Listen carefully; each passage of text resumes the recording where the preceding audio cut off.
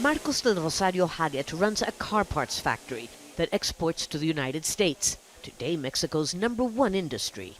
And like dozens of other prominent industrialists and businessmen, he's part of a coalition that publicly supports the presidential candidate from Mexico's governing party.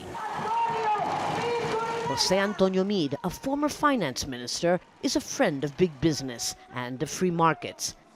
The antithesis of the populist left-wing candidate who's leading in the polls. Mr. del Rosario believes he would be disastrous for Mexico. We had an example in Venezuela. The same thing that Venezuela was proposing to the kids. What happens? After 6-7 years, he went out of money.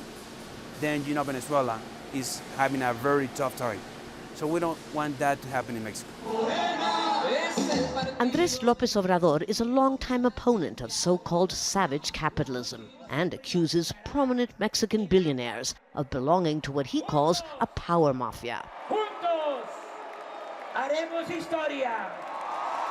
Meade is appealing to Mexicans to vote for continuity and not for a return to what he describes as the disastrous populism of the past.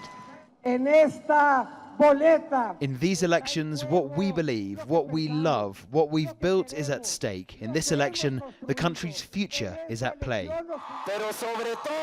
Ricardo Anaya of the conservative opposition party PAN couldn't agree more. He too warns Mexicans that the choice is between stability and the kind of uncertainty that spooks investors.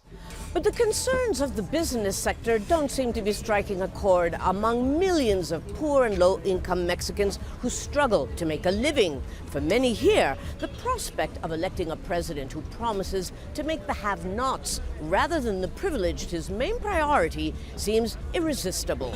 People like fruit vendor Israel Angeles, who says the two other candidates represent options that have failed the working class.